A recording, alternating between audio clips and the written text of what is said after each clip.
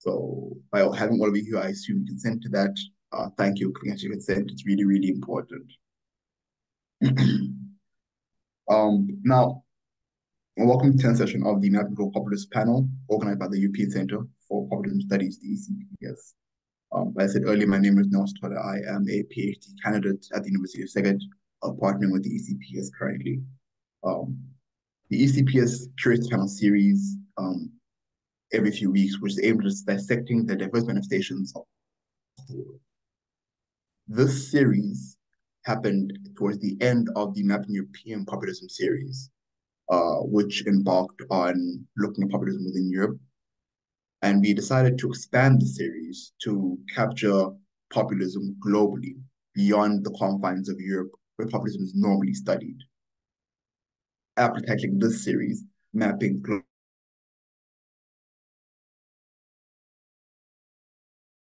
understanding of populism worldwide, featuring monthly sessions as you're part of one now. Today marks our 10th session. Can you all still see me and hear me? Yeah, my internet connection dropped for I just got an alert. Sorry about that. This is our 10th session. And we will be looking at the various facets of populist, authoritarian, and nationalist trends in Japan and Taiwan. As normal and as a testament to our important commitment to building and disseminating knowledge, we are going to write a panel report, which will be up on our website. We'll also have this recording on our website and our YouTube channel. Please, when you have time, make sure to go subscribe to our YouTube channel. We have past panel series there, and other ECPS events linked to the linked to populism. These panel reports and videos are of invaluable resources, valuable sources of information for scholars, policymakers, and the wider audience who are interested in learning more about the contemporary challenges populism poses to global democratic efforts. Again, we want to extend our gratitude to all the scholars and presenters and the audience for being here, as well as those who are going to contribute their insights and expertise. Thank you very much. Without further ado, we shall begin the introduction of the moderator and our panelists. Today's panel will be moderated by Dr. Dachi Liao, who is an emeritus professor at the Institute at the National Yat-sen University in Taiwan, and is a leading authority in the field of comparative politics, specializing in comparative legislators, politics, and information. With an illustrious career, she has served as director of the Department of Political Science at the National Yat-sen University for multiple terms. Her global academic influence extends to prestigious institutions such as the Hoover Institution, Stanford University, and the Department of Politics at the University of Michigan, where she has held positions as a visiting professor. In addition to academic leadership, Professor Liao has played a significant role in shaping Taiwan's political science landscape. She has also served as president of the Taiwan Political Science Association and contributed to the development of political education as the director of Continuing Education Center at the Yat-sen University. This allows comprehensive expertise, which spans research, education, evaluation, reflects a commitment to advancing political science and shaping the next generation of scholars. Dr. Yoshida Toru will be our first speaker, and his presentation is titled The State of Populism in Japan, A Comparative Perspective. Dr. Toru is a full professor of comparative politics at Doshisha University in Japan, with numerous publications analyzing populism in Japan. He specializes in political science, French politics, and comparative politics, and has been a visiting professor at the Sciences Po in Paris, and is now associate researcher at the Foundation for France, Japan, in France. He has numerous publications on populism in Japan. Our second speaker is Dr. Airo Hino, who has pushed through a minor cold, so thank you again for making the effort to join us. And he will be speaking about the nature of populism in Japan, Japan as an uncharted territory of global populism.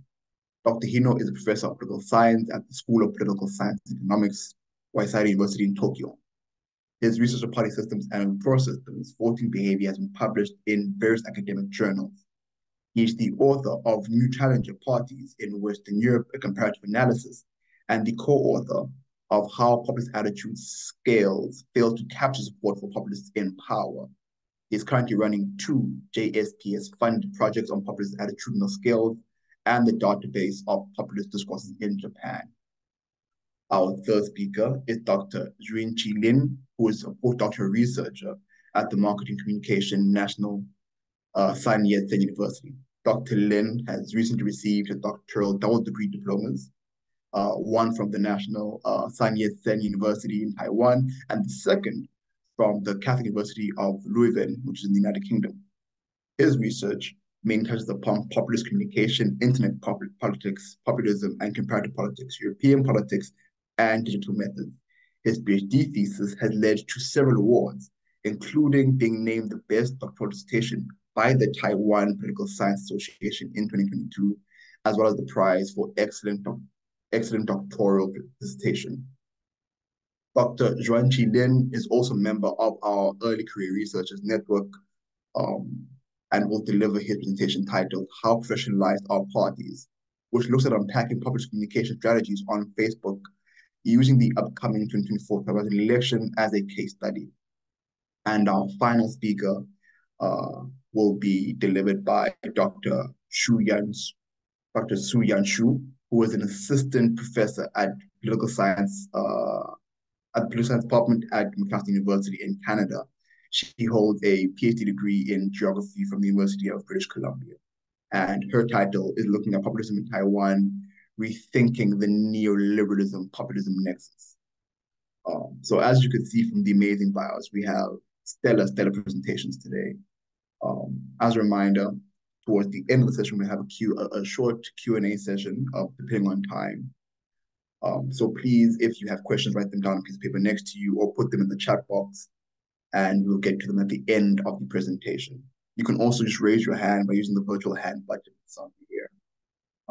I will now transfer authority to Professor Dachi Liao, who will present the overview of populism in Taiwan and Japan, and will continue with the administration of the panel. Professor Liao, take it away.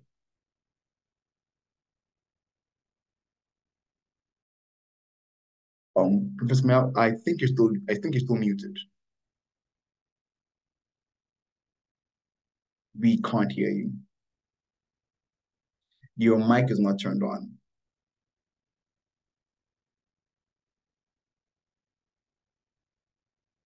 So towards I'm not sure if it's muted on your PC, towards the bottom of the Okay, yeah, I got it. Thank you for your introduction. Neil, right?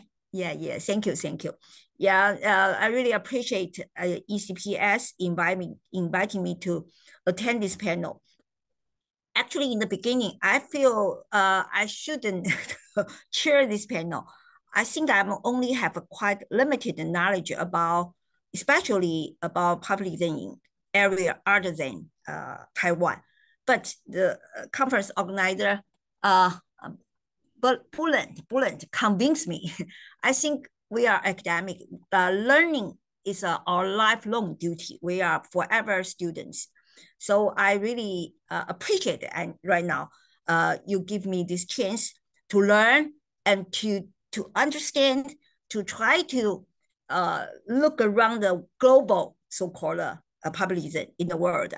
I also prepare a PowerPoint. Let me share my PPT first. Let me try to do it. Okay. Okay.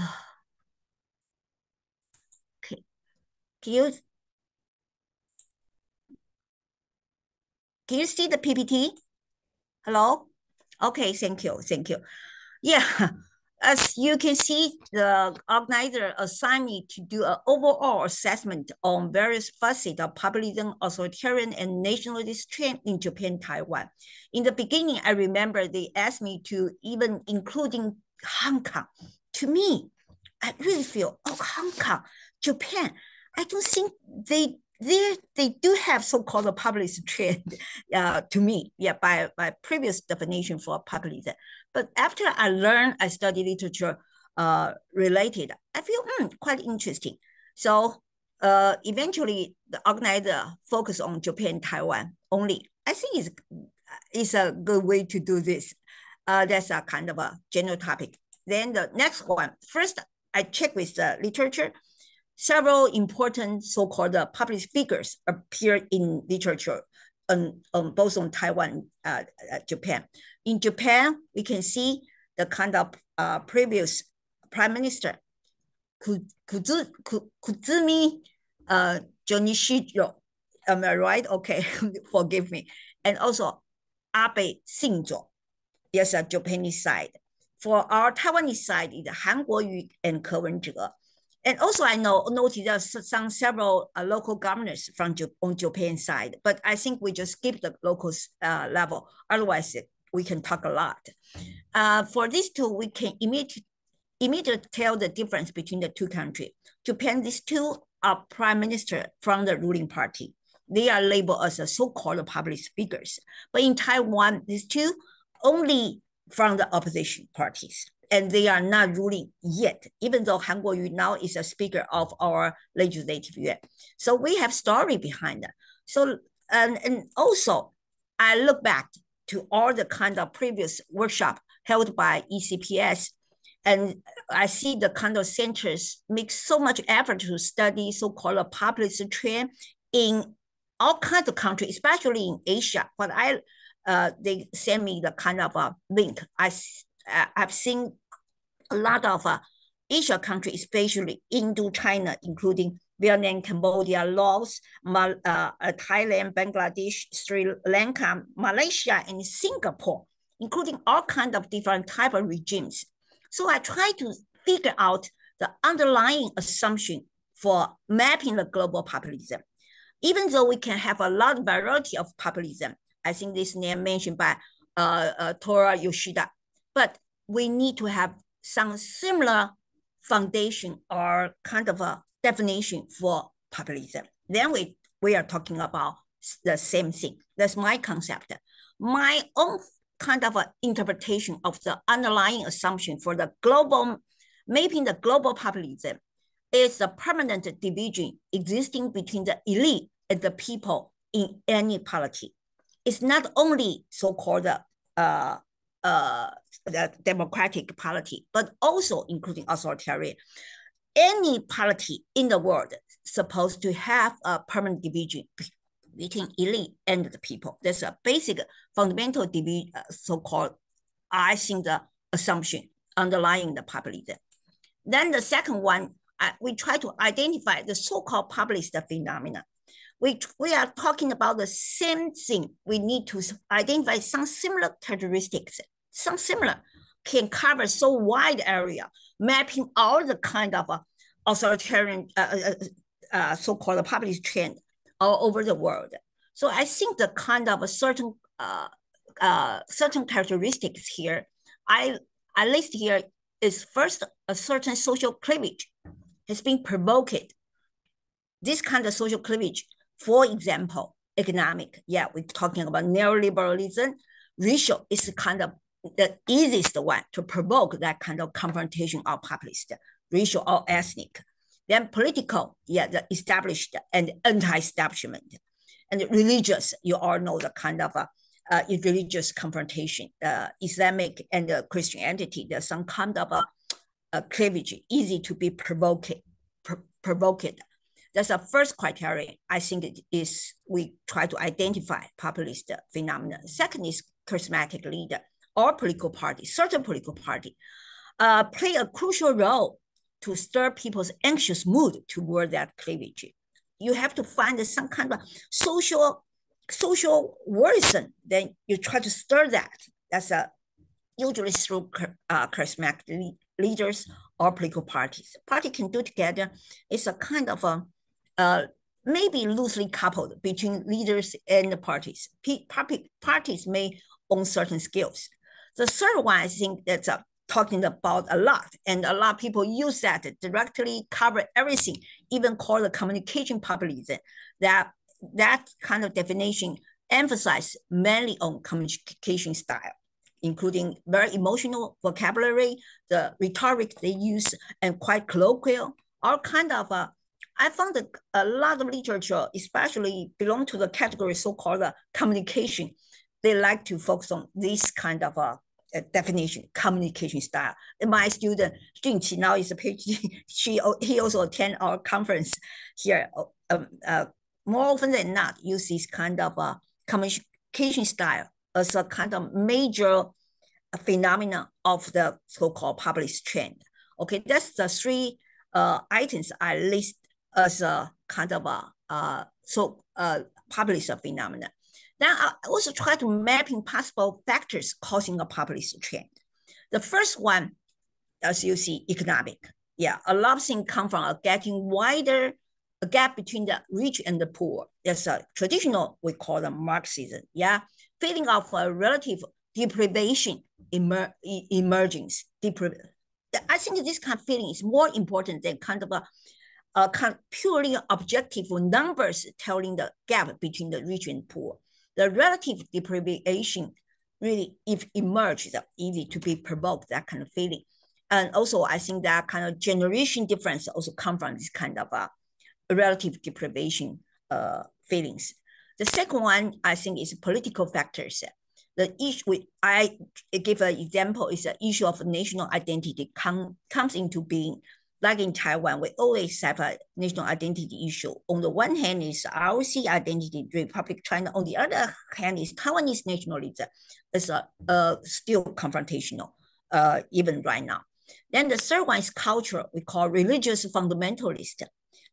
You heard a lot about that. And also religious fundamentalist resisting certain ideational trend, like gender equality or gay marriage. Some religious fundamentalists just hate about that.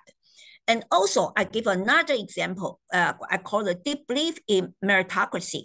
I don't know whether you read this book or not. That's from Harvard University professor Sandel. Justice is his justice is very famous.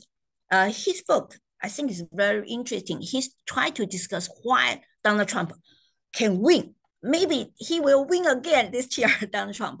He wrote the book, The Tyranny of Merit. He tried to explain American belief in if they make effort, they can get what they want. What they promise is open ground. You can fight what you can get. But eventually, there's a division between elites and the mass.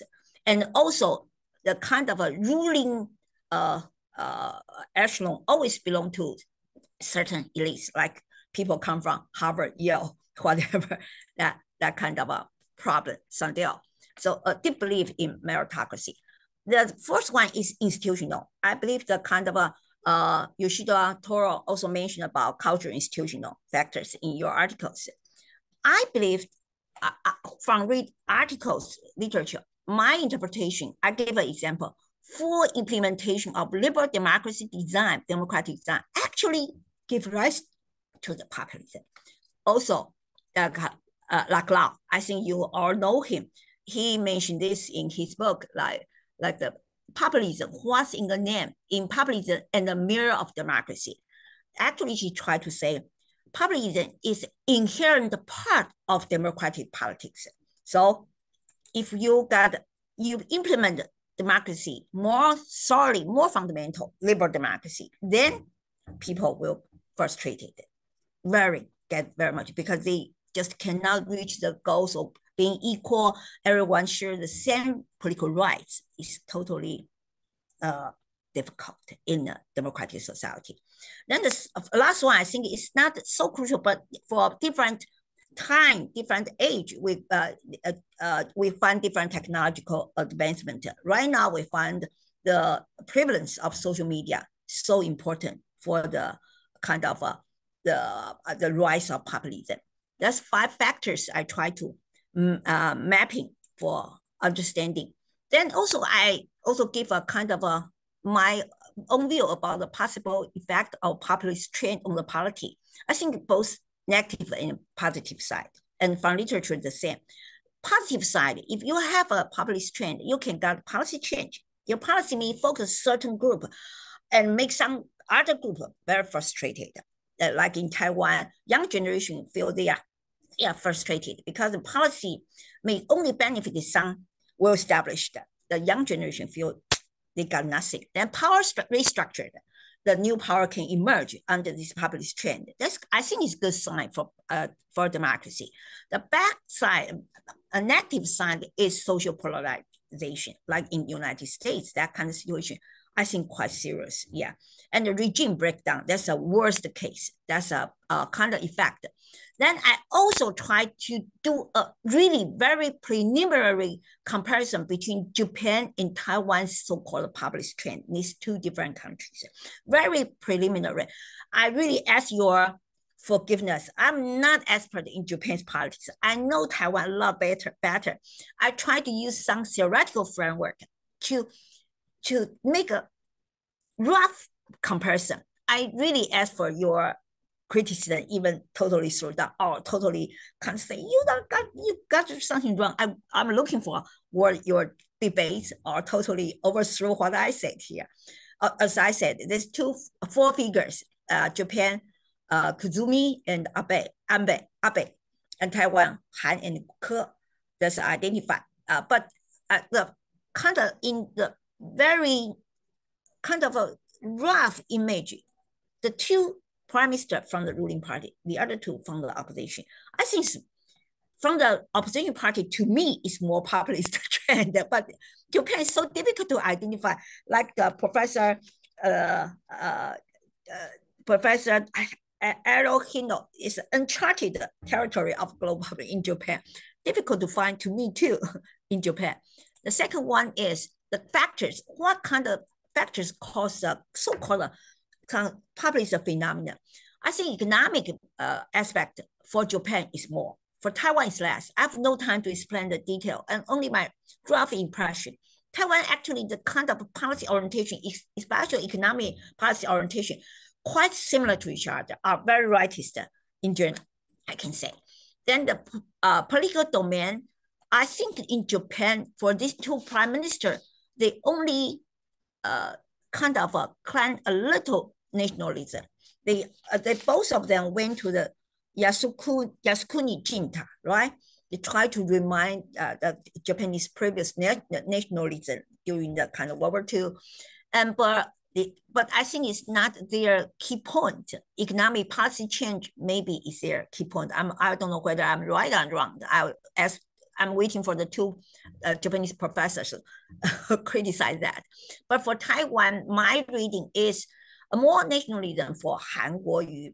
He mentioned about RC identity, Republic China's identity. And if he comes out, oh, it's national flag. RC national flag is everywhere. It's more nationalism for Han Guoyu. But for Kunger, it's not so strong. He's trying to stand in between DPP and KMT. Then for culture side, I will say that's my only very brief, very rough observation. Both Japanese and Taiwanese culture discourage populism, I think, because we don't have that kind of a meritocracy culture. We are not really that pursuing, consider your own merit make you deserve everything. But we, to a certain extent, we believe in fate.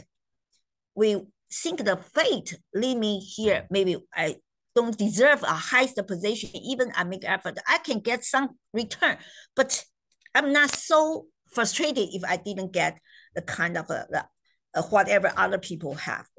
I think we have the kind of fate, believe in fate more than merit. That's what my rough understanding. Please correct me if you don't agree. Then the kind of institutional one, I think, please correct me, in Japan, more authoritarian design. You have the LDP almost forever, and LDP know a lot of details to control, including social media. A lot, very detailed. Certainly what I understand or I utilize the definition for institutionalism is more close to so-called neo-institutional one. It's not a kind of a traditional institution, not only legal framework, including a lot of tradition, custom, whatever. But Taiwan, so far, I see in comparison with Japan, we are more liberal democratic design. We have party competition. We have a lot of detail, especially for media control, social media. We have no governance at all for social media. But for social, the prevalence of social media is the same. But the rule governing social media in Japan, as far as I know, more stricter than Taiwan. That's what my impression. In fact, I like to say for both countries, for both Japan. Yeah, okay. My time is up. Policy change for Japan. Yeah, economic policy. In Taiwan, it's power restructure. We got a new party, so I think it's pretty good. Okay, see, come to the end. Thank you. I really say I'm throughout a piece of a break. Welcome our jade coming out from our 4 speakers. Thank you for your listening. Thank you. Okay, sure, I stop.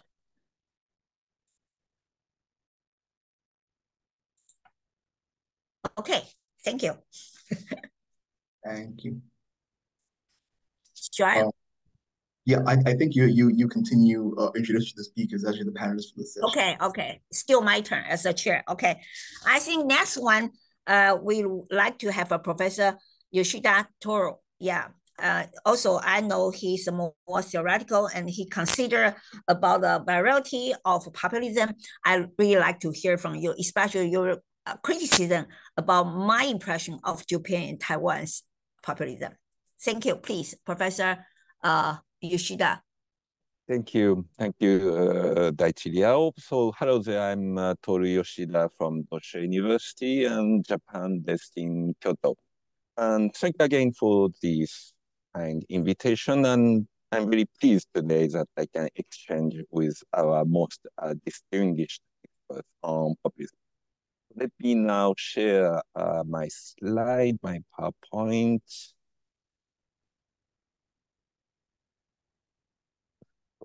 Can you see that? Is that okay? Yeah. The PowerPoint? Okay.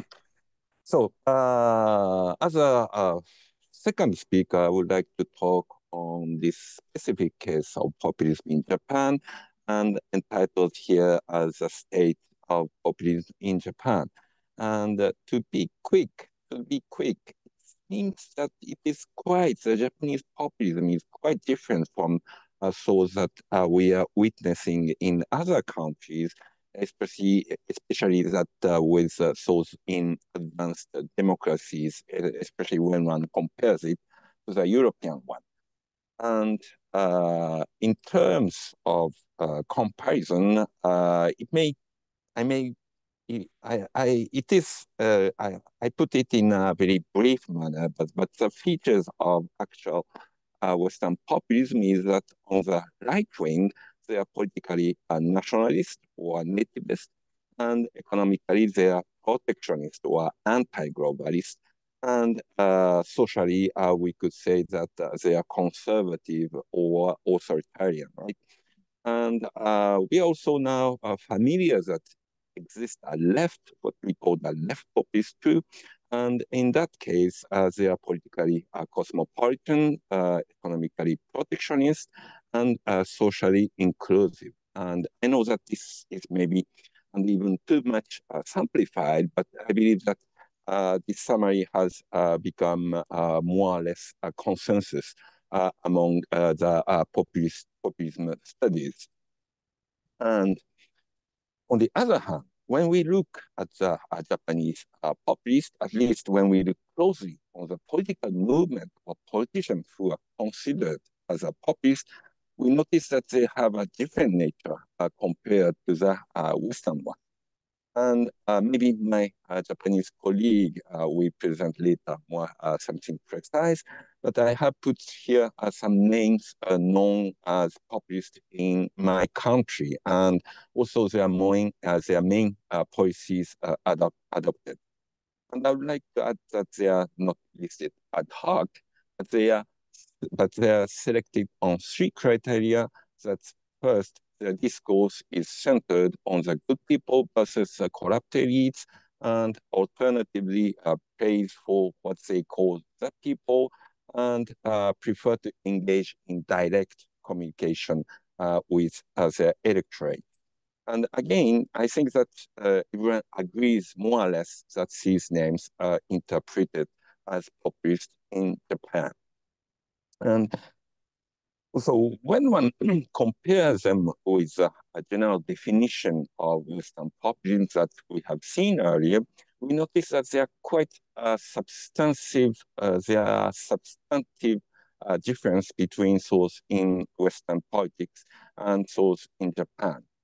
It is that first, except for Koizumi that Dachi have mentioned before, and who was prime minister in the first half of the year 2000, all the rest, as you can see here, all the rest populist regional politicians, local political figures as their governors or city mayors who were elected by universal suffrage.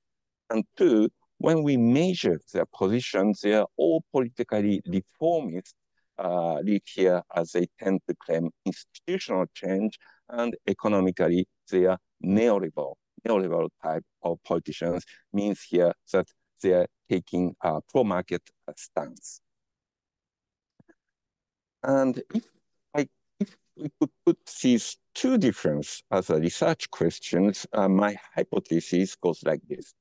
First, the fact that regional politicians are elected by electorate, and the regional electoral system in Japan for the Congress is a multiple seat system, which are very much proportional, by the way. It means that the congressman sitting for the seat can win that with at least 15 to 20% of the vote. Since a rational strategy for a governor or mayor candidate is to try to attract vote from the independent voters much as possible, and who are mainly residents of the metropolitan area. To put it simply, the head of local government is to play a kind of guardian of the ordinary people against the partisans of the vested and corrupt elite in the Congress. So in that case, it seems that we can answer to the question for the first question by institutional reasons and strategic rationality of these populist politicians. And remind that in a seminal work on populist studies published by Margaret Canavan in 1981, she made a typology of those populists for the US governors, where she defines as reactionary populism. And as far as the second question concerns about their political and economic policy positions, my claim goes in the same way. It is that much of the independent voters in Japan support neoliberal reforms. And when, for example, in a survey conducted in 2005, this is when, by the way, the Prime Minister Koizumi had a landslide victory in the general election. The voters who distrust politicians and public servants and who support neoliberalism, they massively voted for the LDP, for the governmental party. And these Japanese voters has low level of confidence in politics and therefore tends to approve neoliberal policies. And we know that those populist voters in the US, also in Europe, have distrust in politicians and to their institutions, which is also the case in Japan. But the difference is that these attitudes are connected to neoliberalism and reformist-oriented policies. And I think this is one crucial point when one tries to understand populism in Japan, because if we define populism as a politics of anti-elite, it shows that the Japanese established elite have not the same political stance as those in Western countries. If I may say it in a somewhat controversial way, if the established Japanese political leaders share a lot with that of Western populists, meaning that they are politically conservative and economically protectionist, then it is rather easy to understand why styles and forms of Japanese populists are neoliberal and reformist. And if those statements are fair, it means that we have to go to a deeper analysis of Japanese electoral markets. And what is striking here in the figure shown is that today the majority of voters in Japan are independent, means that they don't have any party affiliation. And here shown on your left, in purple lines is the voters affiliated to the governing parties, LDP, and in gray, what you see here in gray, these are so-called independent, non-partisan voters. And these voters grew up in numbers from the de-alignment occurred in the 1990s, but it remained in a very high level, as you can see here.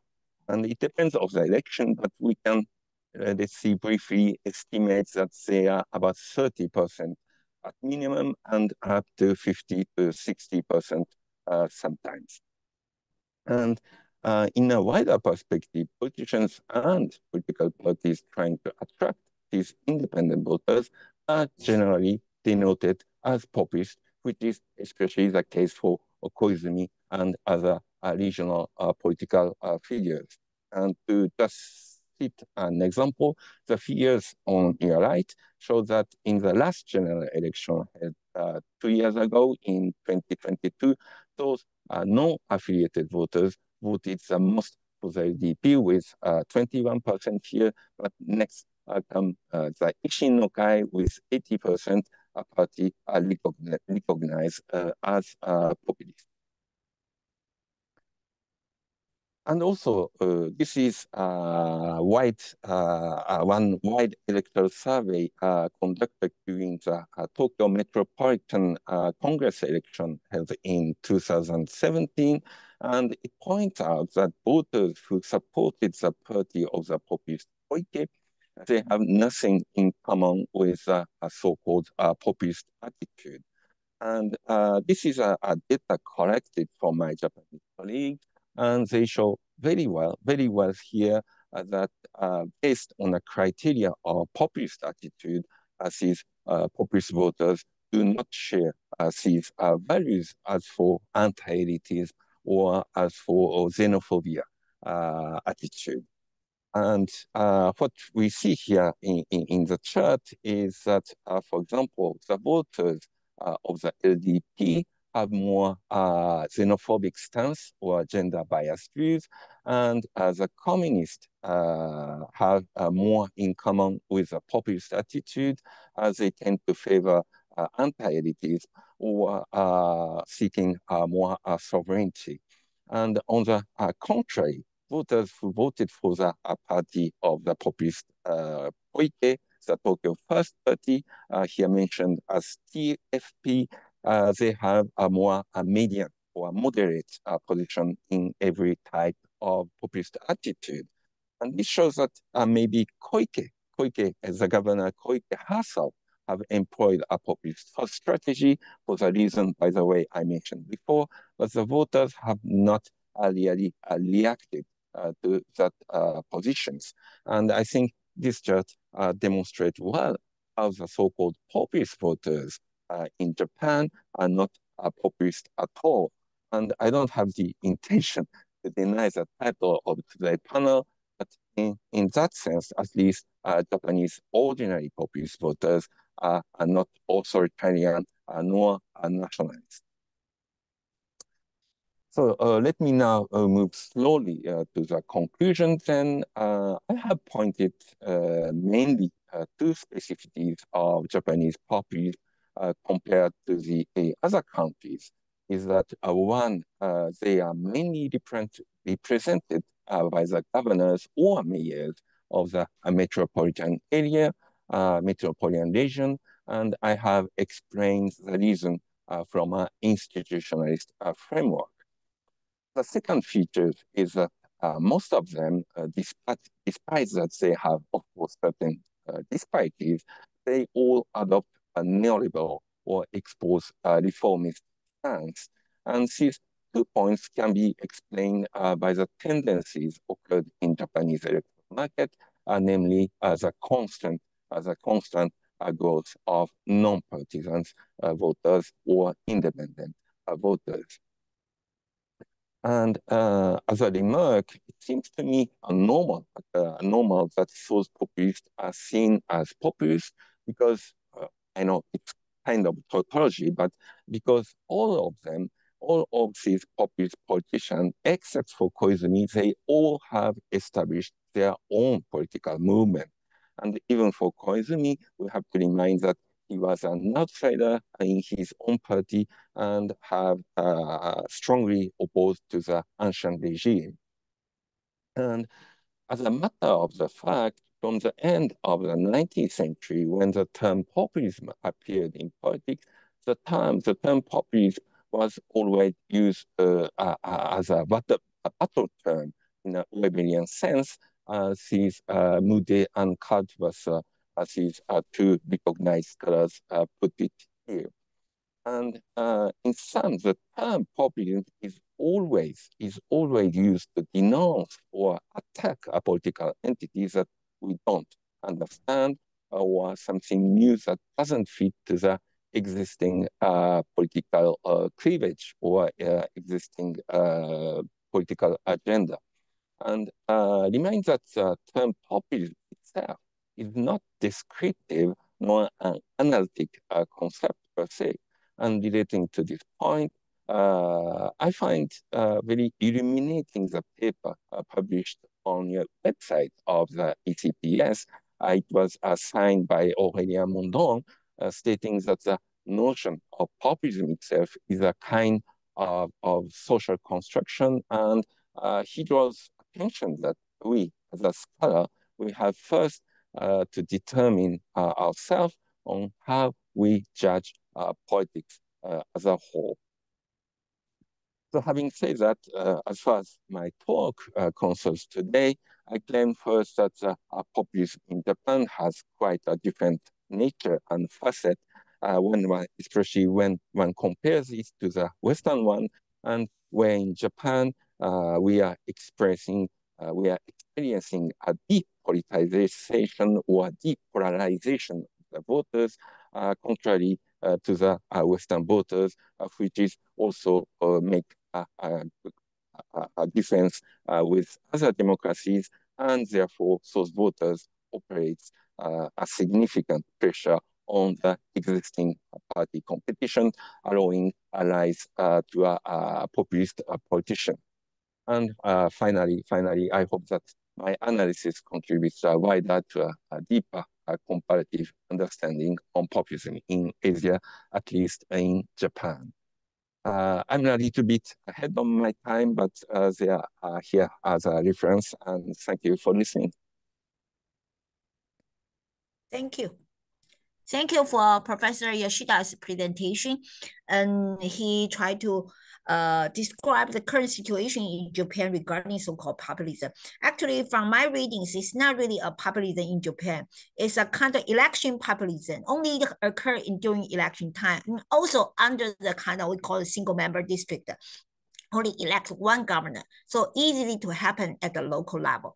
For the national level, because parliamentary election is a kind of multi-party competition, even though LDP is the biggest one quite a long time. Thank you for your explanation. Very informative. Thank you. And also pose a lot of interesting questions for us to think about and maybe doing the further research. I also think, how can we say Japan has populism? I don't think that really happened at all. Maybe, but thank you for your explanation. Then we move to the next one. It's from Professor Airo Hino, right? Also talking about the nature of populism in Japan. Okay, please, Professor. Should I call you Airo or Hino? Professor Hino? Right. Okay, Yes. Thank you. Please. Thank you. So, right, my slides shared fine, right? Okay, well, I'd like to thank you, the ECPS, for having me here and the kind invitation. I have to apologize that I'm still not 100% in shape, that I tried to refrain from speaking for the past 3 days, so I haven't, I hope that my voice lasts until the very end, but let me nonetheless start talking. So I'm gonna be talking about the nature of populism in Japan. And often the time Japan is described as a country without populism. Let me start by showing some of the examples how Japan and the populism in Japan is perceived, or the lack of the populism. Why is Japan populist free? That's one of the titles that have appeared in the past years. Japan's firewall against populism. So there's an underlying assumption that populism is not present in Japan. Is populism finally coming to Japan? Once again, there's an underlying assumption that populism is not present. So the aim of my talk is to give a reflection on the notion that Japan is immune to populism, and then to show that Japan has actually experienced populism, and then to finally suggest that such experiences have prevented the surge of full-fledged populism in Japan. So before starting and going in a bit further, let me just have a bit of a general introduction of how populism is analytically conceived. I'm just putting the 3 points that have been given by one of the prominent scholars, Hideo Otake, in 2003, one of which he gives as a sub-concept of, let's say, Japanese style of populism, is that it presents themselves as outsiders, ordinary people against elite. This is very much in line with what Kasmude conceives as populism and anti-elitist, anti-establishment as one of the components, and then reduce politics to a fight between morally good and bad, and between friends and enemies. Professor Yoshida explicitly describes this characteristic of populist politics as the politics of making enemies. So there's this divide between good and evil, and friends and enemies. And lastly, it exploits mass media through a theatrical style. So these B and C, the last 2 points, are very much in line with what Kasmude defines as Manichaeism, the worldview that dichotomizes there is good and evil, and in two elements. And this theatricality is quite unique to the Japanese discourse, and it can be also terms and coined as poetic justice or morally play in Japanese kanzen choaku. This is also something that is referred to by Professor Otake and also Yoshida as well. So there, the last element of people-centrism, that is one of the other elements in Kasmude's definition, is somewhat less highlighted, but the two of them, anti-elitism and Manichaeism, are very much in line with the definition that have been already given 20 years ago. I'm not going to repeat all these politicians, as has been already addressed, and also can be referred to once again. But at national level and also at the local level, there are, let's say, populist politicians that are considered to be populist. So I'm gonna talk about two main sort of perspectives of how populism in Japan can be conceived. One is populism as a real discourse. I'm going to show that populism is not only an analytical concept, but as an idea, and also a frame which has shaped politics in Japan since 1990s.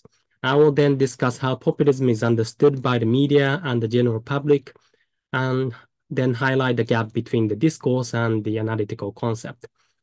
And secondly, I'm gonna talk about populism as an analytical concept, and I will then discuss how we can understand populism in Japan as an analytical concept in light of the so-called reform politics.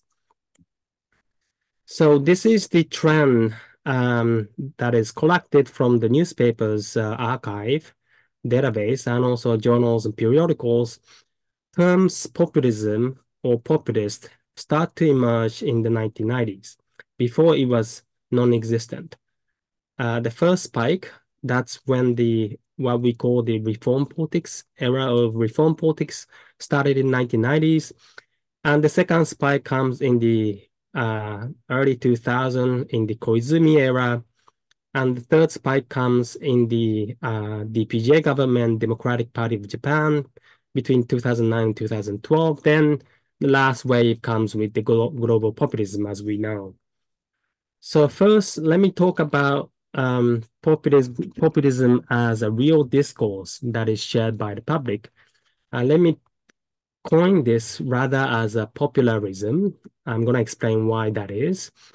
In common usage, populism has often referred to ideas and policies which pander to the electorate, basically pleasing the people, focusing on satisfying and also gratifying constituents with short-term benefits. And there's a reason why populism is in a real discourse conceived as popularism. The reason why is the major newspapers have used Taishu Geigo, which literally means pandering to the masses, pleasing masses with short-term benefit, as a translation to populism. So populism as a Japanese term, it did exist since as a term that has existed from the history of the US and all that, but not as a general terminologies that would appear in the newspapers. But in 1990s, newspapers have started to use populism. Then within the bracket, the translation is Taishu Geigo, which is pandering to the masses. Yomiuri Shimbun, which is one of the central right newspapers, in particular presented the term populism with this Japanese translation. And these two terms, populism and Taishu Geigo, come together in about 56% of the articles in this Yomiuri Shimbun, and then that percentage goes down with the center-left newspapers like Mainichi, even to a lesser extent, Asahi Shimbun. Notably, Asahi Shimbun, which is left, center-left progressive newspaper, used this same translation Taishu Geigo earlier in the 1990s, but started to use much less in the Koizumi era when Yomiuri Shimbun started to use it as a translation. So the general public learn what populism means by this, basically popularism, right? That pleasing people with the short-term physical pork barrel type of benefits. So has been generally understood as a political style that makes politicians popular, right, by means of handing out short-term benefits to people. And these terms have negative and pejorative connotations in Japan that politicians rarely wish to identify themselves as populists. And for example, Junichi Koizumi, which was seen as the typical populist leaders by the newspapers by the time, considered to be a, he refused to be identified as populist in the interview with the German magazine Spiegel in 2002, that what he proposes in his neoliberal policies is different from populism, as he does not necessarily address policies that are popular among people. So he definitely does not agree to the description that is given to him. But at least that's how people understood as what populism means.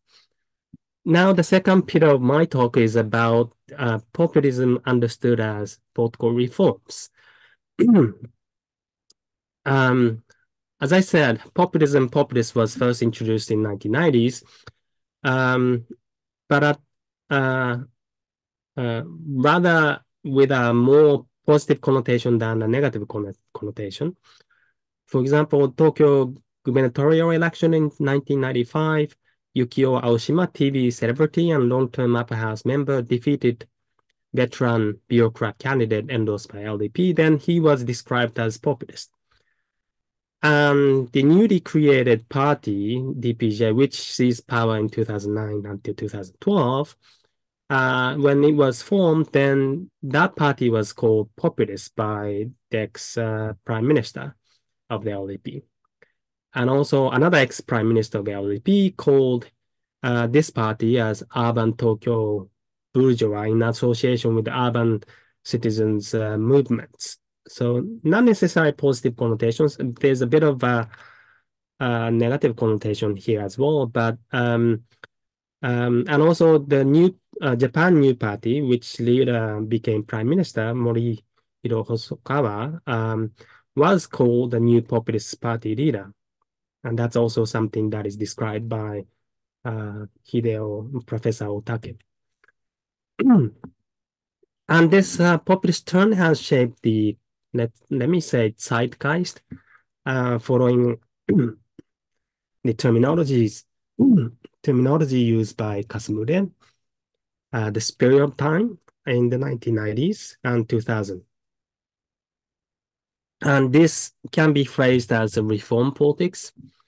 And during that time, the background was that there was this increasing criticism and attacks on central government bureaucrats. Government bureaucrats faced serious attack and scrutiny following high-profile scandals, health scandal over HIV-tainted blood, that ex-LDP Prime Minister Miyazawa described Naoto Kan, which became the Prime Minister in 2010, at the time the leader of the DPJ, as the general populist. And there was this financial scandals over mishandling of housing loan company. So there's this series of scandals entailing, involving central high-profile bureaucrats. And these scandals and wrongdoing arouse anti-elite sentiment. And there's this discussion about the criticism of elite bureaucrats led to populism among people and the media. And as central government bureaucrats are the elite of the elite, they are really the graduates of the top, let's say, law department of University of Tokyo, often as it's a bit of stereotype, but it really is the case, the elite of the elite. This negative publicity inevitably contributed to the rise of broadly anti-elite public sentiment. So once again, we've seen that the reform politics came first more with a positive connotation, but as the newspaper started to use populism as popularism, the Koizumi era, this term has been used even more. Then, as I'm going to show you, during the DPJ government, this is a third spike. Sorry, let me first talk about Koizumi era, then the DPJ government.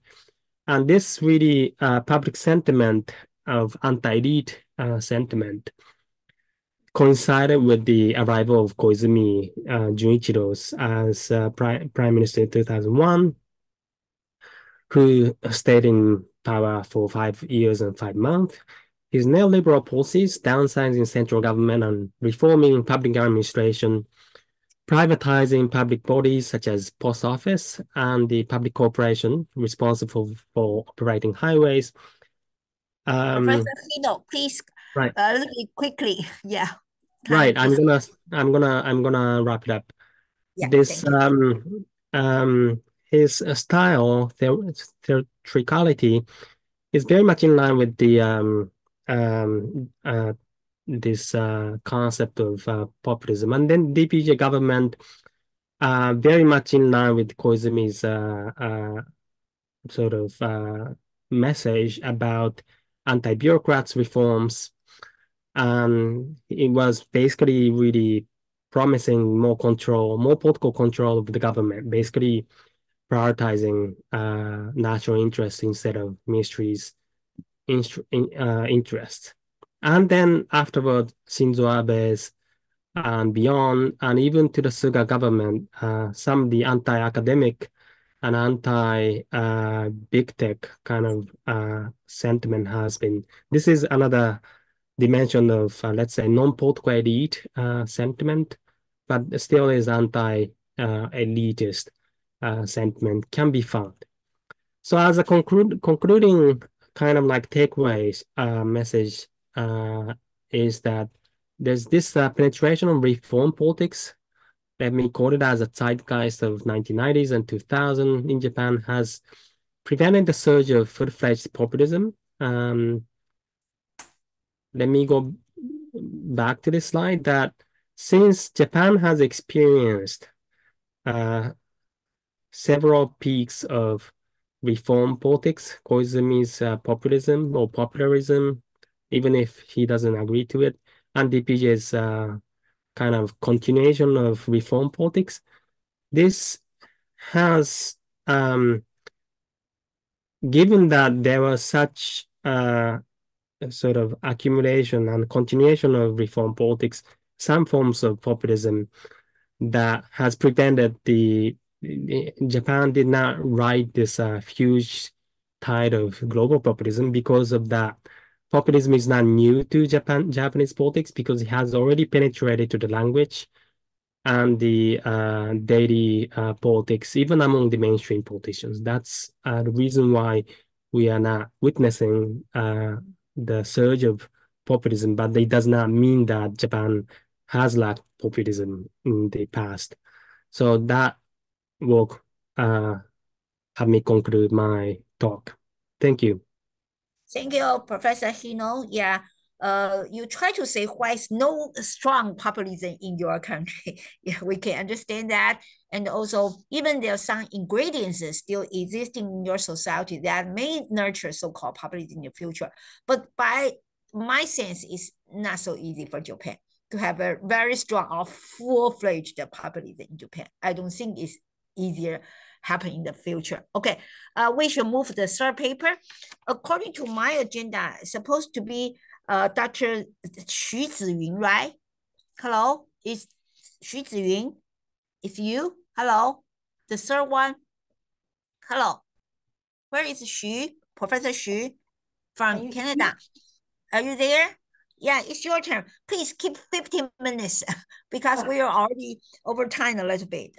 Okay. I'll yeah. try. Okay. Thank you. 15 minutes, please. Right now is 05 almost, then 20 at most. Thank you. So can you see my screen, share screen? Yeah. So thank you for inviting me to be part of the panel. It's my honor to be here with so many renowned scholars. So in today's presentation, I'll be majorly talking about my most recent article, Populism in Taiwan, Rethinking the Neo-liberalism, Populism Nexus. But I will also extend the analytical framework that I developed to account for the latest populist surge in Taiwan during the presidential election earlier this year. So let's start with what I mean by the neoliberalism populism nexus.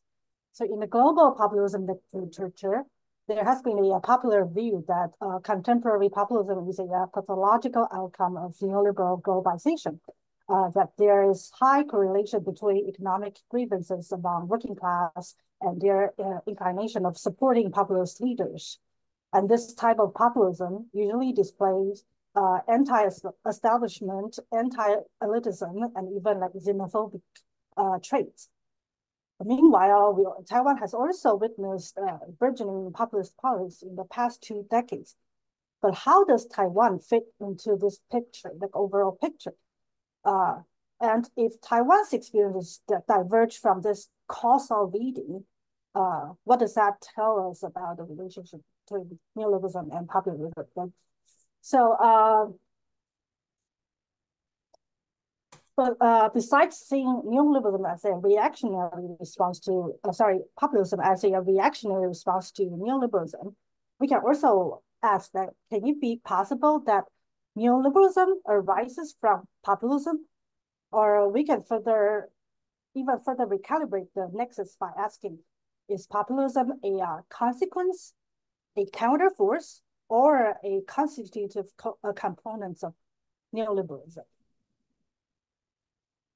So if we look at East Asia, which is the focus of today's panel, the experiences are highly diverse. On the one hand, the region saw the rise of populist leaders who embraced neoliberal policies across South Korea, Taiwan, and Japan. I think the previous two speakers already elaborated very well on Japan's case. And on the other hand, there has been like new waves of popular demonstrations in the region that are usually seen as a form of resistance to the deepening neoliberal order. For example, the candlelight movement in South Korea and the sunflower movement in Taiwan. So these examples demonstrate that the relationship between like neoliberalism and populism in East Asia is far from determined. So in order to develop a more systematic framework to analyze the relationship between these diverse experiences, I draw on the Gramscian hegemony theory, specifically the concept of the integral state and the non-reductionist class analysis in my research. So the Gramscian integral states consist of like basically two major rings. So the economic rings, in which the state has to ensure capitalist accumulation, and the political ring, in which state has to like secure leadership and legitimacy. And the state will only achieve hegemony through fulfilling both functions. And if a crisis occurred in one ring, evolves into a compound crisis in both rings, then it will eventually lead to destabilization of the state hegemony. So in order to like re-establish hegemony, the state has to introduce either like new modes of capitalist accumulation or a new capital mechanism of political legitimization. So this process would entail like the realignment of like existing social classes in the uneven political economic terrain. So in this case, the Gramscian-inspired non-reductionist class analysis helps identify new frontiers of social antagonism, which is also where populist politics often takes place. So let's apply this analytical framework to Taiwan by grappling with the formation of the integral state in Taiwan. So the integral state in Taiwan, established by the KMT regime in the post-war era, was run on a model usually called the developmental state that also contributed to Taiwan's economic miracle. And this model embraces small and medium enterprises, SMEs, led exportism while exercising authoritarianism to achieve social and political control. But such a post-war hegemony was undergoing like a double crisis since the 1980s. Economically, we faced a capitalist accumulation crisis due to over-accumulation and the fall of SME-led exportism due to rise of labor costs. And politically, the state faced a fundamental legitimacy crisis after its loss of the Westphalian sovereignty and the UN seat to People's Republic of China. And the authoritarian rule was further challenged by the burgeoning civil society's request for political reform. So to address the dual crises, the KMT regime launched a comprehensive hegemonic restructuring project under the new leader, Li Denghui. In terms of the capitalist accumulation crisis, the state began to encourage overseas investment in sort of like lowering production costs. Some scholars call it a spatial fix. And in the political arena, the regime adopted like indigenization and top-down democratization to sustain its governing legitimacy. And also in the cultural arena, President Li Denghui also invoked a new Taiwanese identity as a response to its sovereign crisis. In addition, the regime launched a very comprehensive set of measures to regain hegemony, which includes like expanding collaboration with local factions via pork and barrel politics, rolling out like a nationwide community development project to enhance popular corporatism, and enhancing social welfare programs such as farmer subsidies and national health insurance. So the measures widely wielded by the indigenized KMT regime successfully achieved temporary hegemony, but it also seeded roots for the future crises to come. So in the economic arena, the crisis of capitalist accumulation was largely dislocated and deferred rather than resolved. And in the political arena, it neutralizes potential political crisis through absorbing social antagonism into popular corporatism. But it, at the same time, led to rampant local level corruption, the rise of like mafia politics, and widespread public distrust of political institutions. So these unresolved social, economic, and political issues from the hegemonic restructuring process paved the way for the rise of populist politics and cultivated two bifurcated forms of populism in the following decades, which is what I call the liberal populism of the bourgeoisie and the neoliberal populism of the multitude. So the first form of populism arising from the legacies of the hegemonic restructuring is liberal populism of the bourgeoisie. So this form of populism emerged from the growing urban middle class, who ostensibly endorses liberal democratic value. Its involvement also embodies several intersections with neoliberalism in Taiwan, and yet eventually served to consolidate the bourgeoisie hegemony and failed to intervene in the course of neoliberalization. And here I will utilize like two populist movements in the 2000s, the red shirt movement and the white shirt movement, to elaborate on my point. So the red shirt movement in 2006 was the first mass movement mobilization resulting to the people in Taiwan's post-democratization era.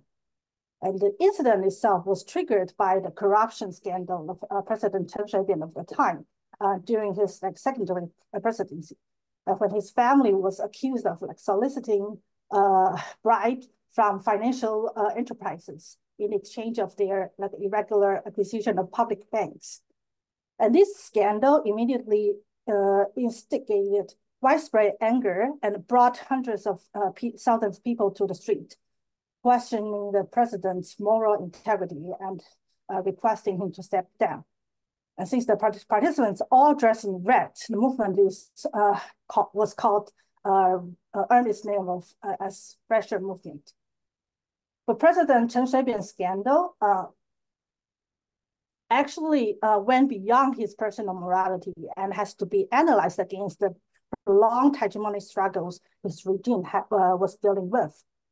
To address the accumulation crisis, the Chen administration launched a series of neoliberal reform and measures, including promoting globalization, trade liberalization, neoliberal urbanism, and financial reform in the name of pursuing domestic bank's global competitiveness.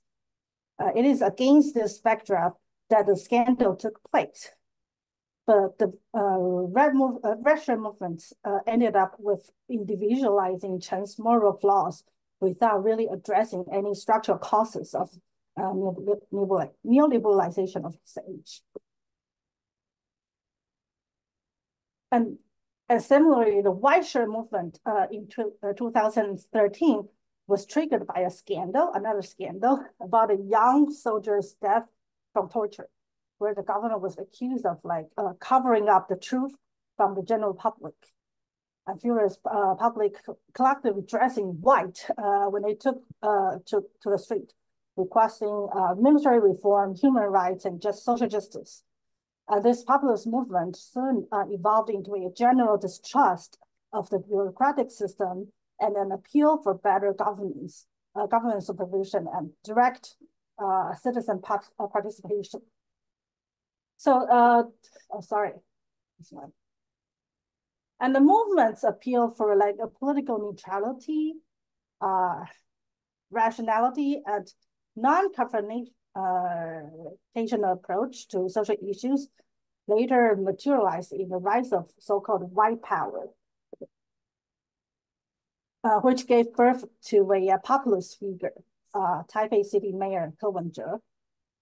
Previously a famous physician, Ko Wen-je became popular for his like promotion of like good governance through transparency, efficiency, pragmatism, professionalism, but also elitism in treating like so-called urban decay, and especially the housing affordability crisis in Taipei.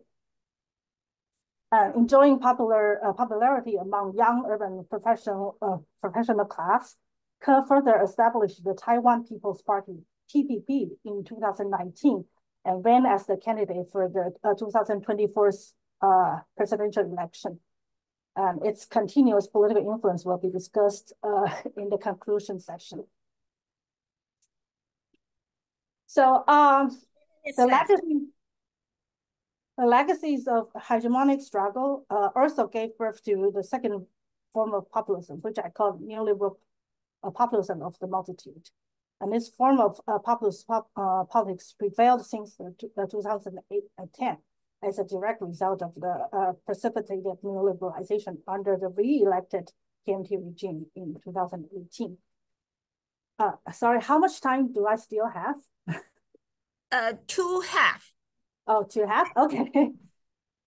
So, so as the KMT candidate, Ma Ying-jeou won the 2008 presidential election, it attempts to like reestablish hegemony through introducing a new political economic relationship with China.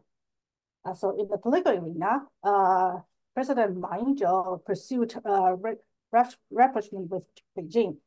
And in the economic arena, the Ma administration fervently pursued neoliberalism as the new mode of capitalist accumulation, including tax cut and liberalizing the cross-strait trade with China. As soon as Ma came to power, he signed up the cross-strait economic cooperation framework agreement known as ECFA with Beijing.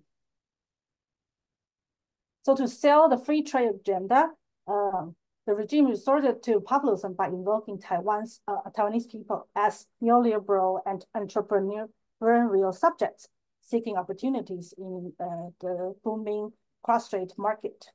So a strategy that I call neoliberal populism. Specifically, the government propaganda targeted SMEs and the lower middle classes, such as farmers. And these social groups used to be the victim of globalization, but are now invoked as active entrepreneurs in the cross-strait trade. And the swift path of the cross-strait trade pact in the parliament by the Ma regime in 2014 soon triggered the Sunflower Movement, where like thousands of protests occupied the parliament for nearly a month and eventually derailed the trade pact. The participants proved to be like highly heterogeneous in terms of their agenda.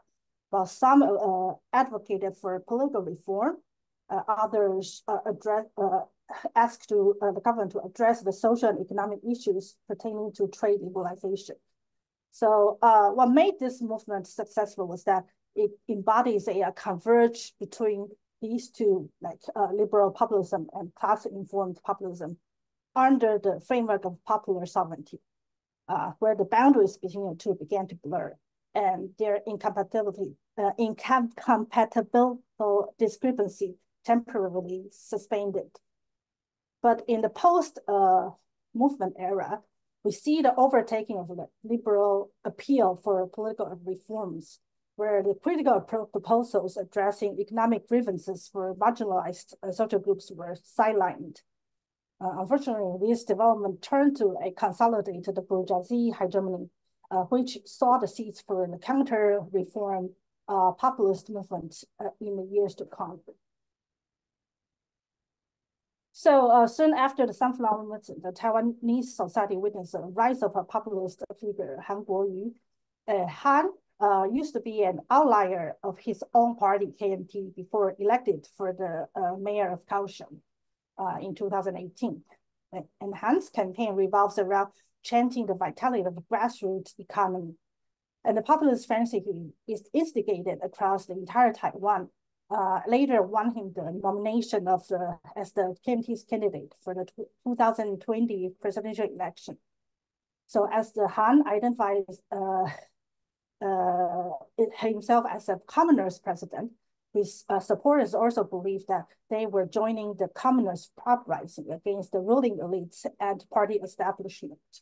So a closer look at Han's support base reveals heterogeneous social groups, including like retired civil servants who were disgruntled by the DPP regime's pension reform, farmers engaging in cross-strait trade, local business runners in like small cities, and local factions and religious groups involved in cross-strait relations. So in many ways, we see Han's proposal continues to embrace neoliberal populism invoked by the previous KMT regime. And it is clear that Han strategically mobilizes the unresolved social and economic issues in the post-Sunflower movement era. So for my concluding remarks, I'll be just very brief. So I think my research demonstrates the utility of the Gramscian approach in studying populism in Taiwan, which contextualizes heterogeneous forms of populist politics in a prolonged hegemonic restructuring course, the variegated neoliberalization processes, and the divergent ways in which different social groups are invoked and incorporated in this process. And this approach also help us identify the social forces contributing to the development of the bifurcated populisms in Taiwan, which proved to remain prevalent in today's politics. So in the 2024 election, we saw the return of Han Kuo-yu, now serving as the parliament speakers, which demonstrated the strong, this persistence of his strong support base. And also, we've seen a new wave of populism led by Ke Wen-je's party during the presidential election, where the identity of the quote-unquote little grass, Xiao Cao, was invoked to represent a mostly young, urban, educated, and spontaneous citizens as its major supporters. So targeting pending social issues such as housing, corruption, and social justice, this trend can also be seen as a mutation of the white power movement, white power, which also possibly shared the same shortcomings. Nevertheless, this populist force represented by the TPP party won actually 126% approval rates in the election, proving that its influence on Taiwan's politics is gonna be here to stay. Okay. Okay. Thank you. Oh, all right. Oh, thank you. Right on time. Thank you for Professor Xu. Take the Gramscian approach into account for the kind of Taiwan's populism. It's quite a long history. Yeah, quite historical. But really broaden my kind of horizon. I never count the three social movement into as a category of populism in the past. But maybe we can think from this angle. Those three social movement studied a lot in Taiwan. This white shirt, red shirt, sunflower movement. We do have a lot of literature, but no one really linked that social movement to the so-called populism. Maybe it's a new angle. Thank you for your presentation. Okay, then we invite Professor, postdoctor Lin Junqi. Dr. Lin, please share your PPT with us and start your presentation. Also, please, 15 minutes. Junqi, hello. Okay. Yeah. Can you see my screen? Yeah, but not full yet. Oh, okay. Stuck. Yeah. So now you can see my screen, right? Yeah, what's wrong? Can you hear me? The Yeah. screen seemingly stuck. I cannot see what happened. 停止. What happened? I can see Dr. Li Jinshi's screen. I can see, but not Okay. full screen. And also, my screen is totally stuck. I cannot see you. I can see you, but it's static. It's not moving. I don't know why. Let Okay, me try fine. again. Okay, you give a full screen, please.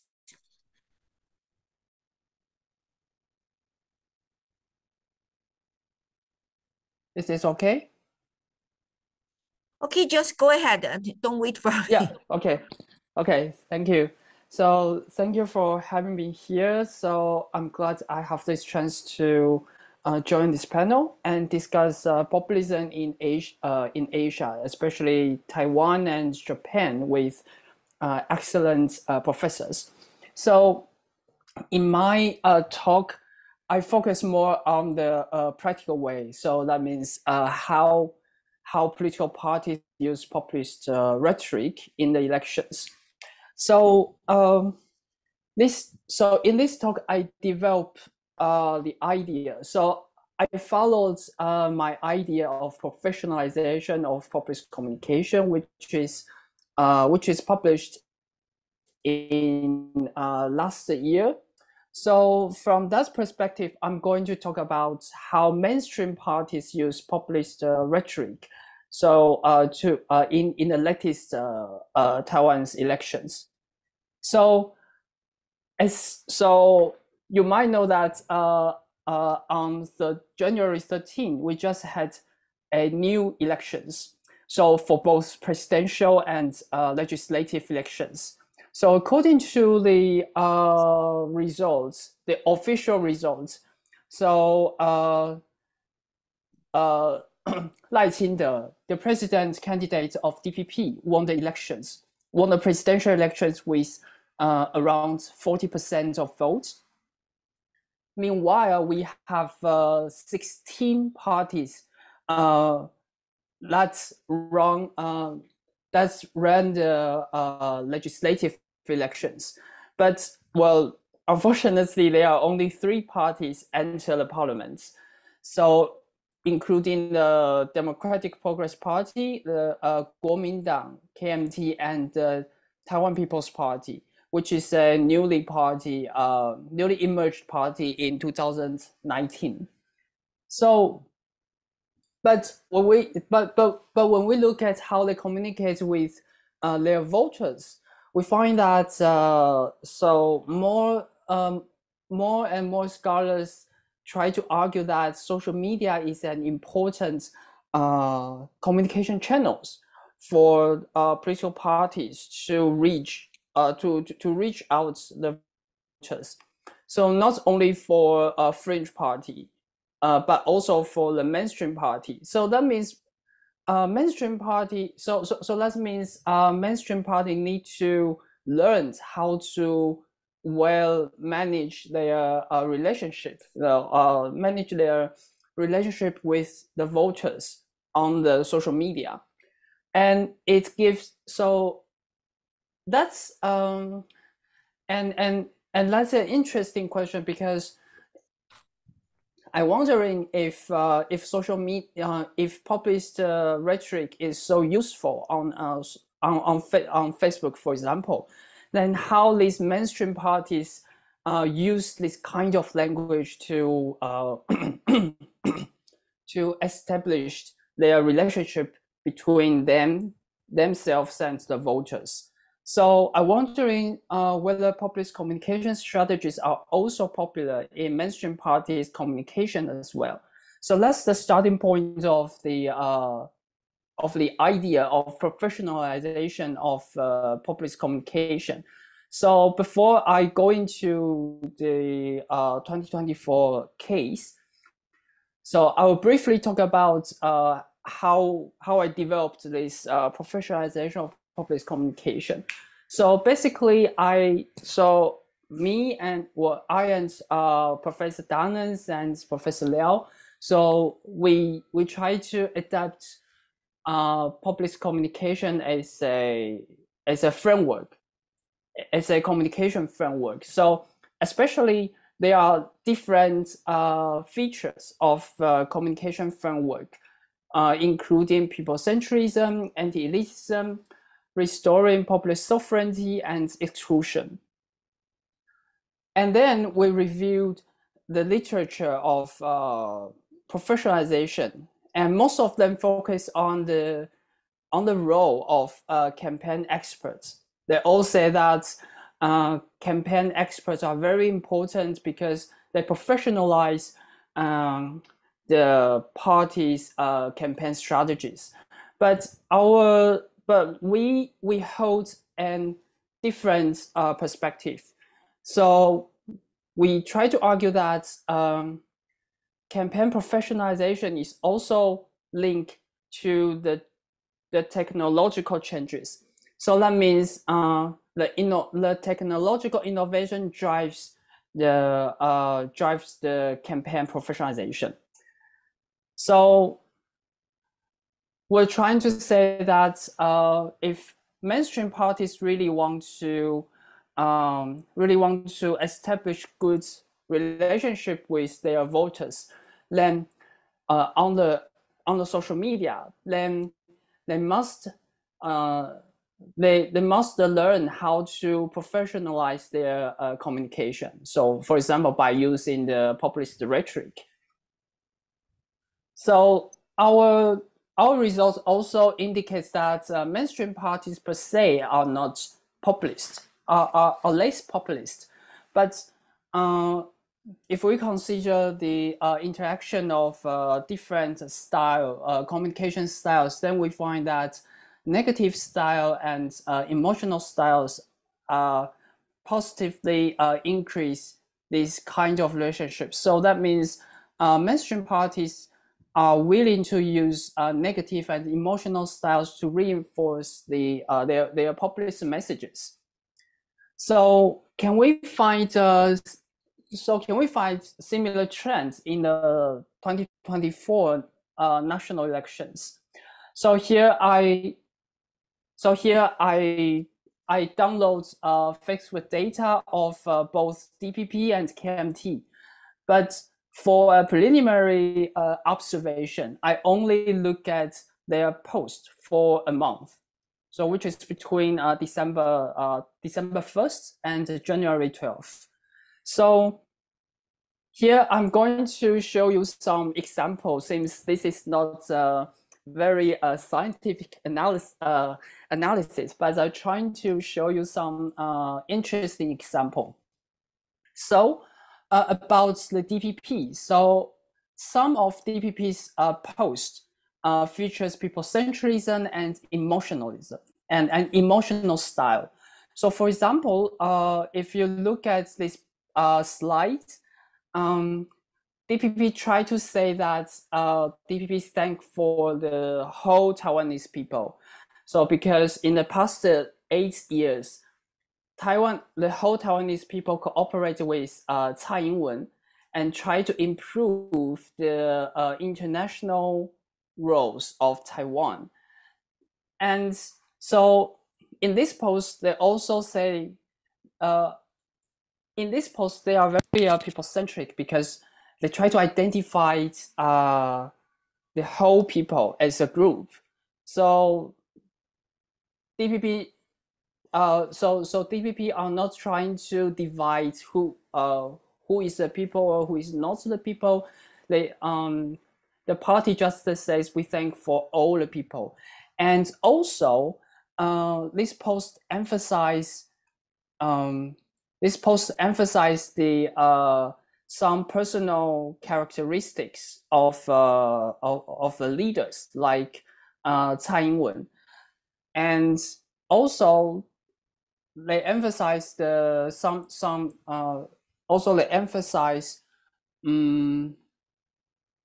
they emphasize that voting for the Lai Qingde and Xiang Meiqin are very important. So they are trying to encourage their supporters to vote for the DPP's candidate.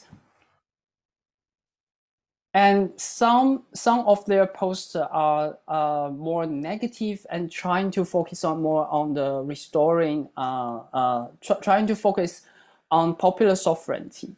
So, for example, this post shows that DPP tries to attack its major opponents, KMT,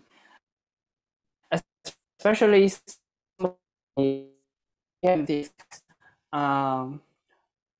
suffered from the corruption scandals. So in this post, DPP tried to emphasize that DPP's candidates are the enemies, and try to polarize the this elite and people as two different groups. Also, they try to this poster describes the corruption as an crisis. So this is a very crucial crisis that the DPP and the whole Taiwanese people need to solve in the future. And also some of them emphasize the leader's charisma. So, for example, the candidate of Vice President Xiao Meiqin. So the DPP emphasizes her positive images of being the Taiwan's ambassador in the US. And regarding the KMT, so some of KMT's posts are more people-centric and focus on the popular sovereignty and more sociable. So, for example, this is a ad on their website, on their Facebook profile, and in this post again, they try to emphasize that they really care about the people. Like their chairman, Eric Zhu, he went to everywhere and tried to hold the hands with every people he met, and try to say that really know your needs. And also, this post emphasize try to emphasize that their candidates, their legislature candidates are really professional and really know how to improve people's life in the future. But of course, their posts, some of their posts are also anti-elite. So especially they strongly criticize the policies of DPPs and try to ask for the voters to vote for the KMT, so that KMT have a chance to change everything or change politics in the next 4 years. So these are some preliminary conclusion of my observations. So basically, we can find that there are some major communicative features of mainstream parties' communication, including people-centrism, popular sovereignty, and anti-elitism. And also, mainstream parties' uses of populist communication are also associated with some communication style, as I mentioned earlier. But I think one interesting aspect is when they try to wrap up their populist messages with some kind of communication styles, then how voters react to their messages. And to be honest, these questions I cannot answer here, but as I showed earlier, those posts received at least thousands of reactions from the voters. So I think it's also interesting to look at whether there are some positive or negative relations between them. Yeah. So my presentation stopped here, and thanks for your listening. Thank you, Junqi. Would you please turn off your share? Thank you. I think we already four speakers already done their presentation. According to our agenda, we should start with the Q&A. Yeah, shall we have a question from our audience, from the internet audience? Yeah, please raise your hand. I have to say sorry first. My screen doesn't move. I don't know whether you can see me or not, but I see you as a stagger. Yeah. You can see me, okay. At least my voice, my image is still here. My screen just totally stuck. I don't know why. I cannot see your expression on your face. Maybe I can see. Any questions? I don't know what's wrong. Bulent has a question. Okay, please. Bulent. Yeah, thank you very much for these engaging presentations, and I hope it will continue with the insightful discussions. My question is for all, whoever want to answer, sure he can. I wonder to what extent threat perceptions regarding China and anti-China sentiments influence political dynamics in Taiwan and Japan. Can we discern the instrumentalization of anti-China fear in the populist agendas of political elites in both countries? Thank you. Okay, thank you for blank questions. He asked for all of us. Yeah, shall we start from the Japan side? Hello, Professor Hino or Professor Yoshida want to answer the questions. China's influence upon China's sentiment. Yeah. But China, well, I'm gonna relate my questions too, because a remark that I have for your introductory presentation, you mentioned Abe, Shinzo Abe, as a populist leader. And it is true that there is some media, some liberal media, or even among the intellectuals saying that Abe was, because he was assassinated after, he was a populist. But in my term, he's not really a populist, because one thing is that he's from the mainstream politicians stream. His grandfather was a prime minister, was an ancient prime minister. He's coming from a famous political family, and if we take as a criteria for being a populist, being an outsider in politics, he was not a populist. But from this, I'm taking the question from Brent, because he used this anti-sentiment towards China, and especially for the North Korea, which is an imminent crisis for Japan than China. He politically used, I think, this agenda of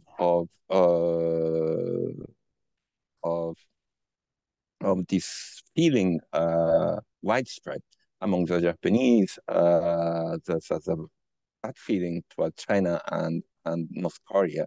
And this is why he was so successful among the right-wing voters. In that term, we denote Abe not as populist, but a right-wing politician. And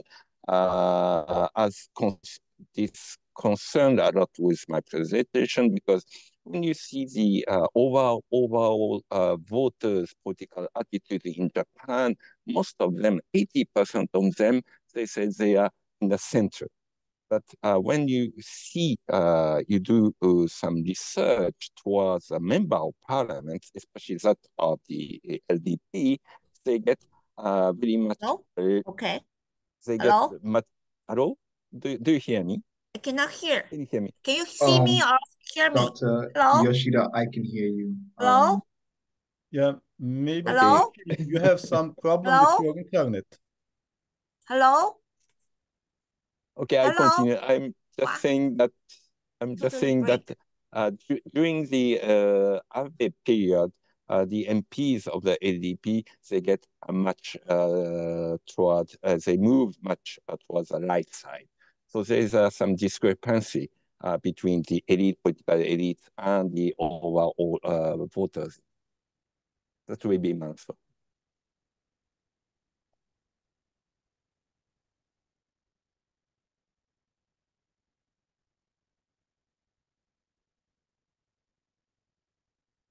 Okay, so Professor Liao has having technical issues. I'm Oh, unsure if now can you hear me? we can hear you perfectly fine. I Yes. cannot hear you now. Hello? I cannot hear you. We can still hear you. Right. Okay, so while we figure this out together, Now can you hear me? we can hear you fine, yes. I cannot hear you. But I cannot hear it from now. Wait, you can't hear Could you me? please? That's weird. I'm unsure if she can see the chat. Can you see the chat, Professor Liao? I don't think so. Okay, but I cannot hear from you. Now, would you please say something from Professor Yoshida? Would you please say something? Can you hear me? Cannot. Maybe you should get out from the Zoom once and re-enter after. That will be better. Wow.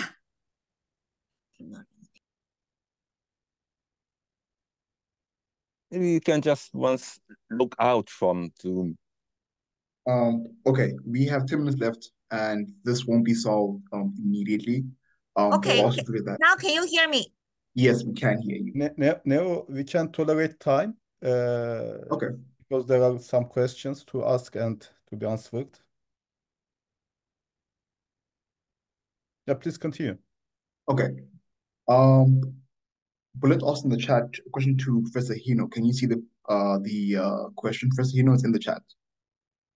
Right. I'm just gonna follow up some of the discussion that have been already held. On China, it is easier for politicians to build on that and then to dichotomize issues. So that's one possibility. But I do agree that the recent politicians like Abe is not a prototype of let's say populist politicians. They are really coming from the inside of the power, but they use that rhetoric sometimes wisely to target other elite. Not, they are the elite of the elite. So they try to arouse the public sentiment by, for example, targeting some of the liberal media, some of the people with the expertise. So they are considered to be elite. And if they attack the other kind of non-political elite, then that can also work. So it's a very, different type of, I don't know if I should say populism, but if it comes to anti-elitist sentiment, it does appear in the rhetoric of recent politicians like Abe and even Suga as well.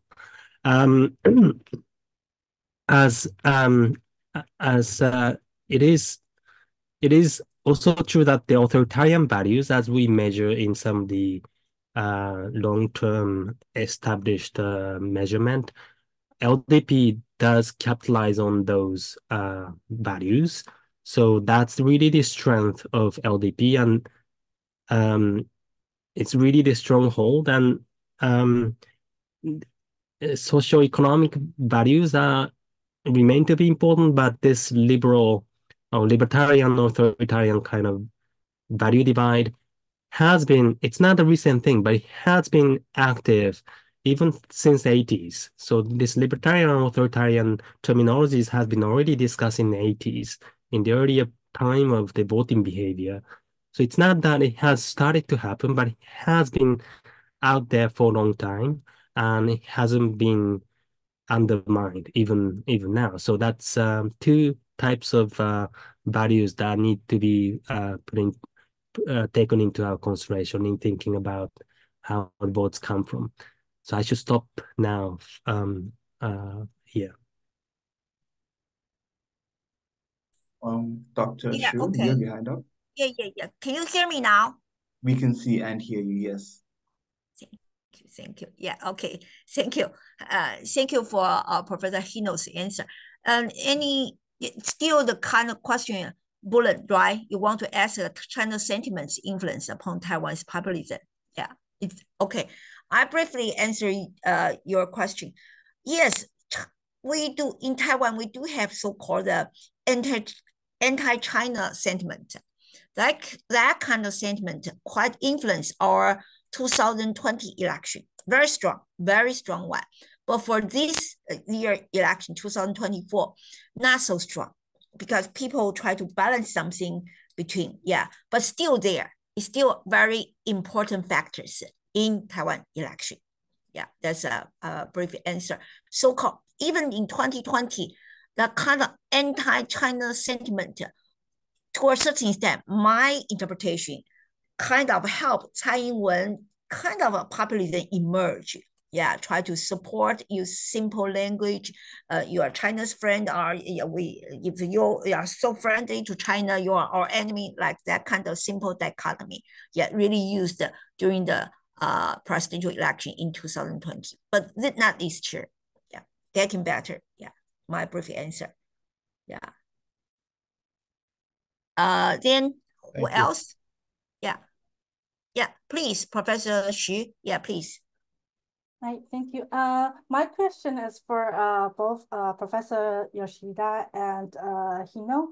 I know Hino. So yeah, thank you very much for helping me understanding in more in depth about populism in Japan. But my question is that so maybe less so in Taiwan, but a lot more frequently in South Korea. What we see is that whenever a politician feels like, oh, he or she enjoys popular support, but it was not recognized by the establishment, they tend to break with their, the establishment by setting up their own party. But it seems that it's not the case in Japan, where these politicians would pit themselves against the establishment within the party, its own party politics. So my question is, like, what prevents these populist politicians from taking an oppositional stance, for example, establishing their own party in formal politics in Japan? Thank you. Okay. Now we will invite either Professor Yoshida or Professor Hino would like to answer Professor Xu's question. Very interesting one. Yeah. Both of you want to say something? Yeah, please. The most simple answer to that difficult question is that one, LDP is so strong that even they establish their own party, well, they can have 2, 3, 4 seats, which is we have experienced, yes, we have seen already.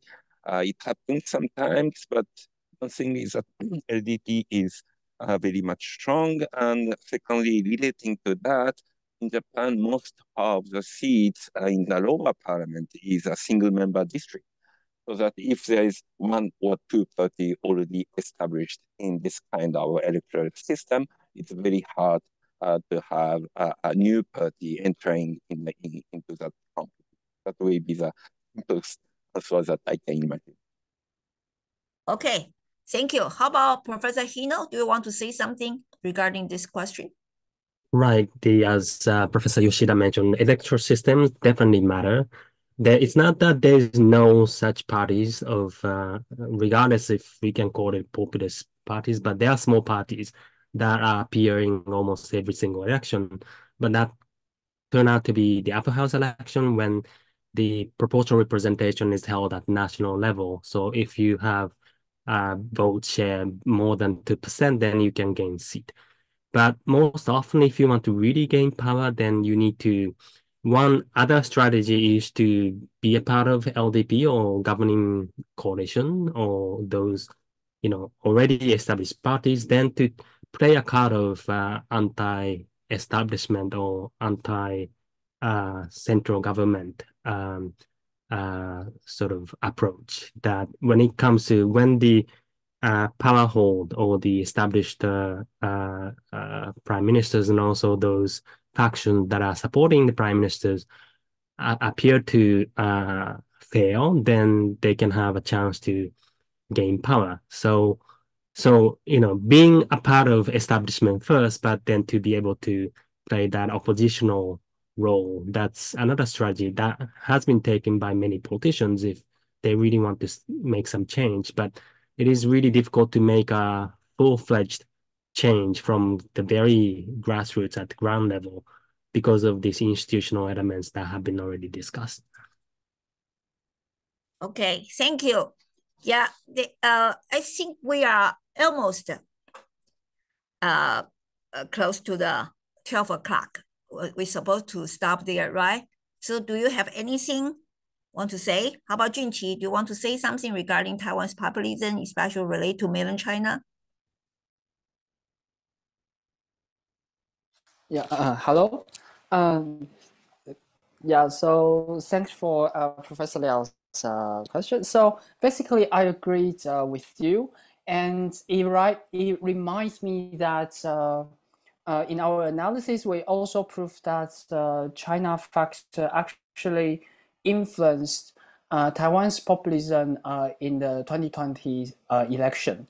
So when I analyzed the data, I found that Taiwan State Building Party is the most populist one, and this party's content almost of its content focus on anti-China content or sentiments.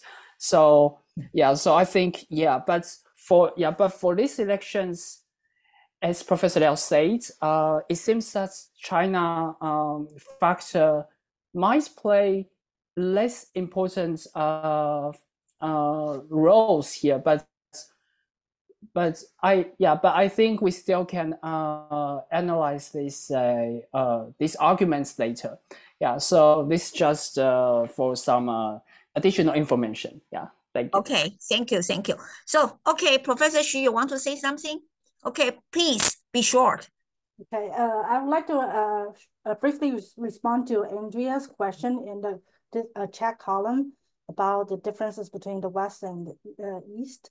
I think my brief answer is that it is because like in Japan and Taiwan, this kind of political reform that happens concomitantly with like economic liberalization. And this is not the case for most of the Western societies right now. But if we look back in Western history, when Thatcherism was taking uphand, she also utilizes populist forces to achieve her populist neoliberal agenda. So I think in this regard, there might be some similarities. It's just like a different timelines. Thank you. Okay, thank you for Professor Xu's further remarks. Okay, shall we? I make a short conclusion. We shall finish this panel. First, certainly thank you for your all's presentation. I really learned a lot. And secondly, I want to say, in kind of response to the topic, we are assigned to talk about the kind of various facet of populist, authoritarian, and nationalist trend in Japan and Taiwan. My personal understanding, if I'm wrong, you can correct me later. Not right now, we don't have enough time. I don't think we have a very complicated populism in Japan and Taiwan. Maybe we just have a kind of minimum, maybe I label as a kind of communication style. Basically, it's a strategy, campaign strategy. Japan doesn't matter who he is a governor level or kind of a prime minister, they use during campaign period. They certainly connect with certain issues or reform, political reform, but mainly used for attracting votes. In Taiwan, actually the same.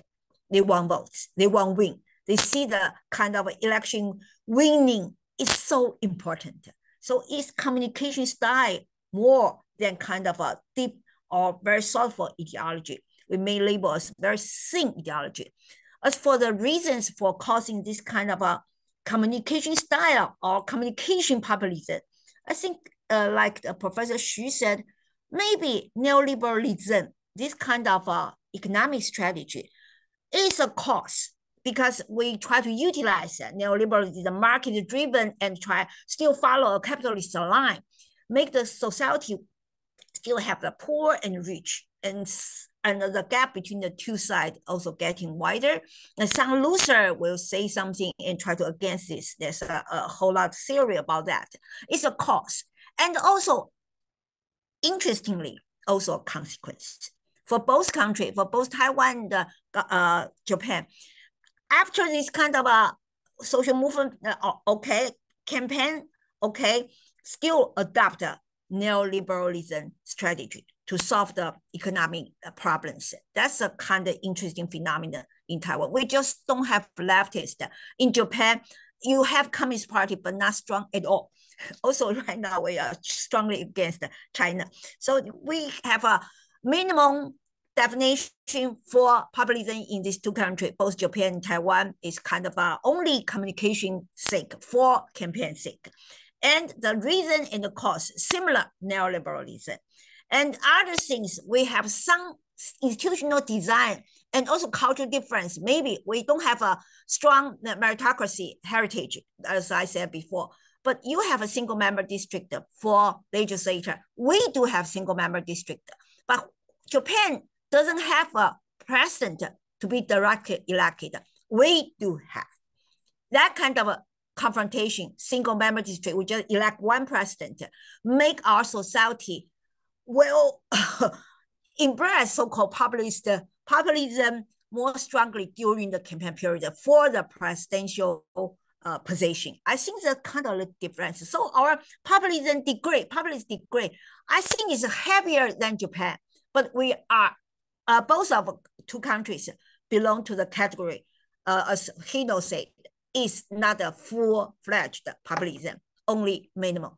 That's what I observed. I learned from you all. Thank you very much. Thank you for inviting us to attend this interesting discussion panels. Thank you, Blaine, and thank you, Liao. You're sitting with us. You help us running the kind of a panel. Thank you very much. Thank you. Thank you so much, Professor Liao. Before you all leave, I have announcements. First of all, massive thanks on behalf of the ECPS to our panelists and attendees for both your insight and your questions. It made the conversation really nice. Thank you, Professor Liao, for your great moderation. We really appreciate your efforts. Please, everyone, mark your calendars for the 7th of March, I believe, for our next panel, which is on the old and new faces of populism in Latin America. We would appreciate it if you all made time to see us again next week. Please keep in mind we have this recording up on our YouTube channel, and we'll soon publish a panel report on our website, again, which are really helpful for scholars and interested parties on looking at populism globally. Okay, one more remark. For both our countries, we do not see so-called very strong nationalist trend and authoritarian trend either. The last remarks, you can read from all the 4 presenters' papers. Thank you. Thank you. So as far as I'm aware, that's everything from us at the ACPS. You're all great. You're all really talented people. I appreciate your time and your energies. We will see you in the future. Please come see us again next week, Thursday, 7th of March, 10 a.m. for all new faces of populism in Latin America. Thank you so much. Have a good week. Have an amazing March and everything. Take care. Thank you. Thank you. Bye-bye. Bye-bye. Bye-bye. Thank you.